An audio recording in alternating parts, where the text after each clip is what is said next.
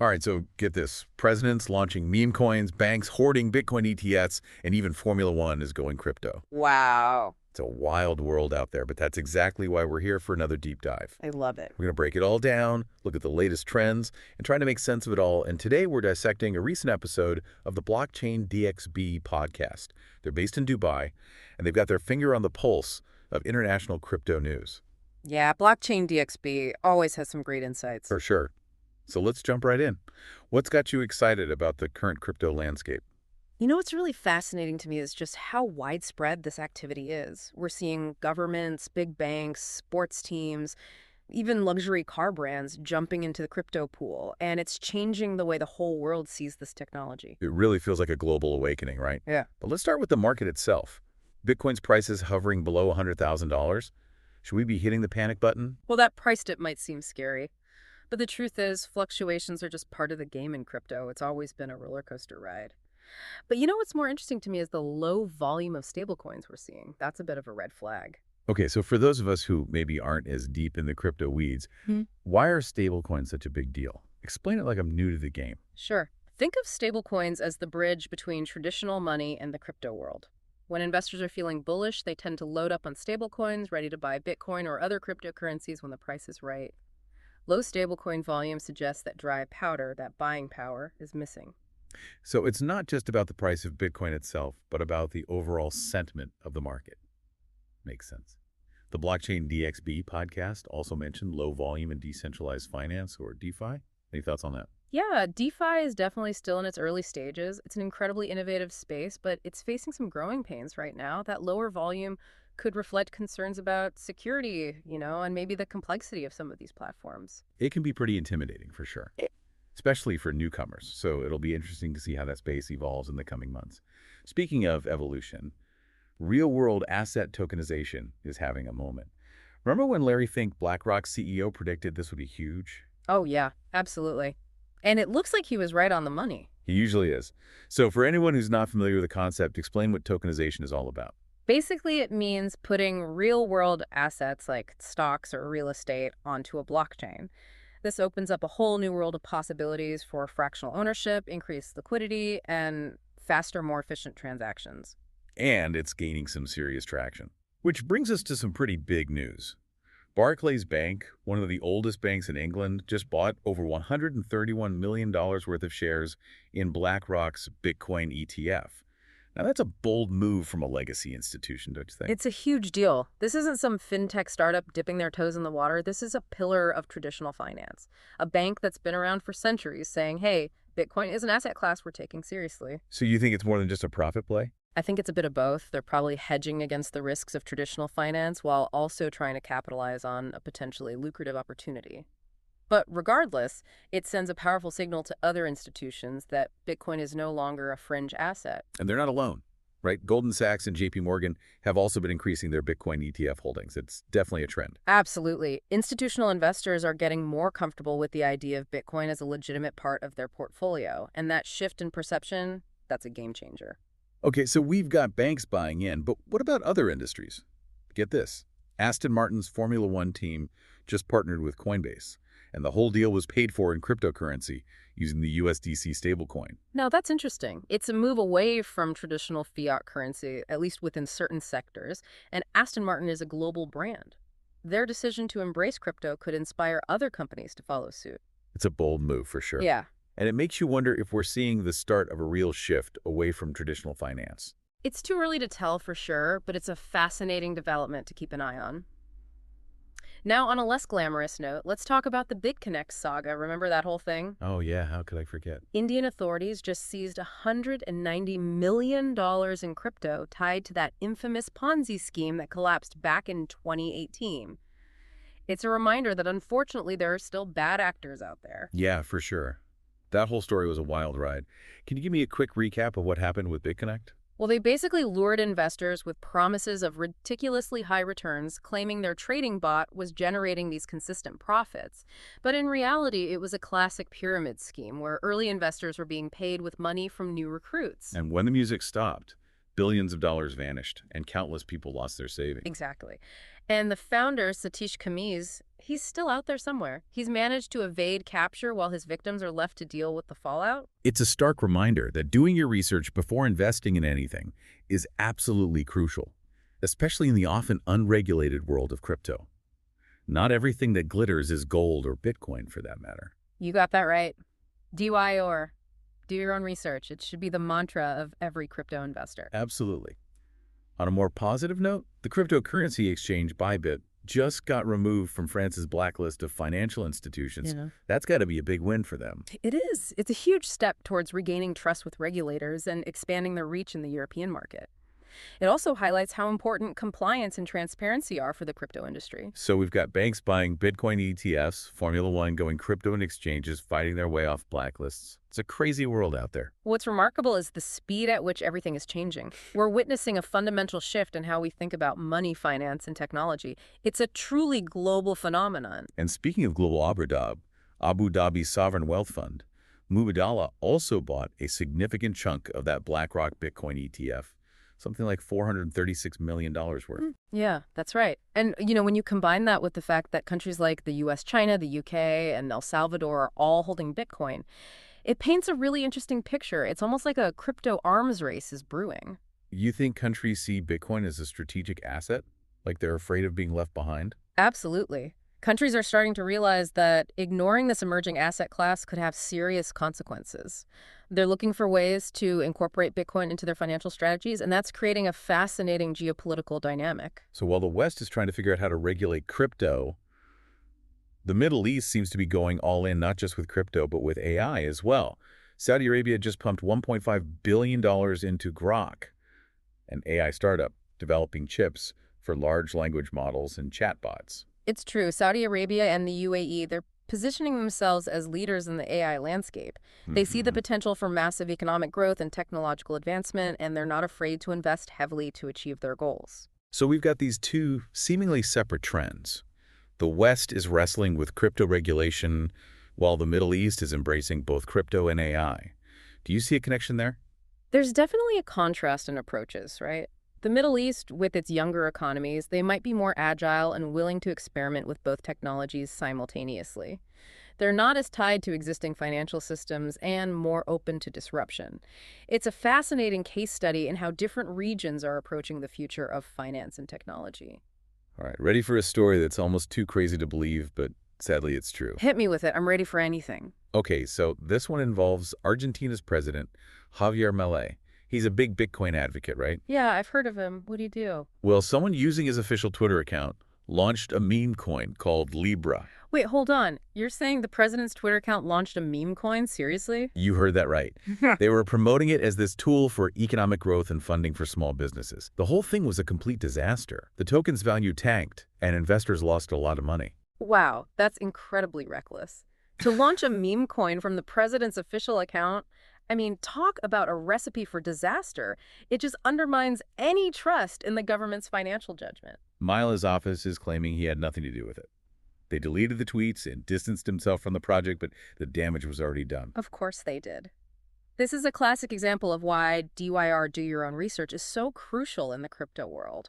Especially with meme coins, they often lack any real utility or underlying value, and they're incredibly susceptible to manipulation and scams. And this situation just blew up in his face. It sparked chaos, accusations, even calls for impeachment. It's a mess. It really highlights the dangers of meme coins. They can be so volatile and unpredictable. It's a cautionary tale for sure. So we've got banks buying Bitcoin ETFs, Formula One going crypto countries, stockpiling Bitcoin, and presidents launching meme coins. It's a wild world out there. And we're just getting started. The world of cryptocurrency is constantly evolving, and it's impacting everything from finance to geopolitics to the way we think about technology. We'll be back in a moment with more insights from the Blockchain DXB podcast. Stay tuned. We just covered a lot of ground, from institutional adoption to that whole meme coin mayhem. But let's shift gears a bit and talk about what's happening in the Middle East. Blockchain DXB painted a fascinating picture of how that region is embracing both crypto and AI. It's interesting to me, the contrast between how the Middle East and the West are approaching this new tech. While Western countries are still kind of tangled up in those regulatory debates, the Middle East seems to be diving in head first. So you're saying they're less hesitant? more willing to experiment. Why do you think that is? Well, their economies are relatively young, right? Yeah. And dynamic. They might see this as a chance to leapfrog the West in terms of tech advancement, especially with AI. They're not as weighed down by legacy financial systems, which allows them to be more agile, adaptable. Makes sense. We talked about Abu Dhabi's sovereign wealth fund, Mubadala investing a big chunk of change into BlackRock's Bitcoin ETF. That's a pretty big deal, right? I mean, those funds are usually super risk averse. It is. It signals a growing belief that cryptocurrency is here to stay. It's not just a speculative asset anymore.